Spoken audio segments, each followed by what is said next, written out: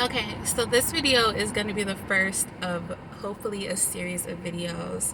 And basically, the intention behind this series of videos is to address a lot of the things that are happening in relationships, mostly romantic, but we might get into, relationships between friends and relationships between family members at some point as this series grows.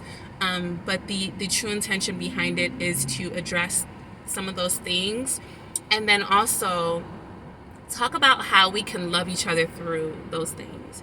So the first thing that I want to talk about, and I have a list of I think at least 20 things, but I want to make these videos very short. So the first thing that I want to, I guess the first topic or whatever that I want to get into is going to be why they cheat on you and how you can still love them. So I did do a video before about cheating, so this might be a kind of a repeat of information, but basically the reason why people cheat is because they are looking to fill some sort of need that you are not filling, that you filled at one point, and that's why they got with you to begin with, and then you stop filling that need. Maybe it was a need for intimacy. Maybe it was a need for validation. Maybe it was a need for material things. Maybe it was a need, whatever the need was that that person had when you guys got together, it is no longer being filled. Or it has escalated to the point where however you're filling it is no longer sufficient for them anymore. So now they're looking to find somebody to, continue to fill them. And so that's why the cheating happens in the first place. And this is for men, and this is for women. This is why both parties cheat.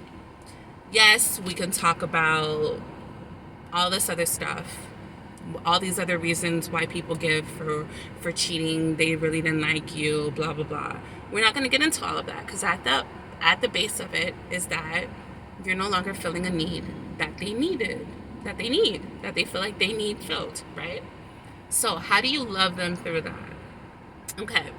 And this is probably going to be the answer for a lot of these topics, but basically you love them through that by helping them come to a realization of what it is that they need in the first place, and helping them find that for themselves. So you're not providing it for them. You're not doing it for them. You're not any of that. You're helping them find, whether that's suggesting that they go to therapy, whether that's, if you have the tools yourself, you've gone to therapy and you have certain kind of tools, you want to share it with them, and you guys are in a space to where they're open enough to receive that from you. Maybe that's a way that it could look.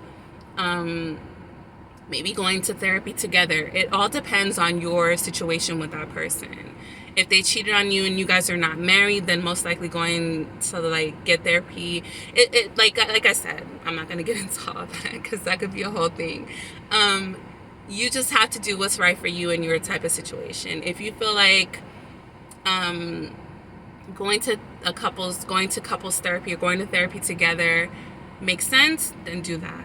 If you feel like suggesting that they get help and go to therapy, and distancing yourself from them makes sense, then do that. If you feel like just a simple conversation, like you guys are just on that level, and you can have a conversation with them, like an honest conversation, like, what is it that you feel like you need that I'm not giving you? And you can have that conversation, you guys can get somewhere. That's another way that loving them through that could look. How else? I think I gave some really good examples to start with, like therapy and having that talk. And also making sure that you're honoring yourself in that moment too. So it might even look like loving yourself enough to, if it hurts you that much, because you guys know how I feel about cheating. It's really not. It's something that I would be able to have a conversation about, but some people, it just hurts them so deeply that maybe you need to step away from that relationship and go get some therapy, or go do some healing, some journaling, something to help you get more in tune with whatever need you needed, because you got with that person for a reason. Most likely it was because you both needed the same things. So maybe you need to understand yourself a little bit more, and through your journey, they might learn something. So that's how we're gonna be able to get through cheating and to be able to still love each other. And I'm super excited for the rest of this series because it's gonna be amazing. It's gonna be just what we needed. It's gonna be what I needed at that point, at a point in time, at certain points in time, and it just was not available. So I'm just so excited to be able to share this with people. All right, guys. So until the next one, be well.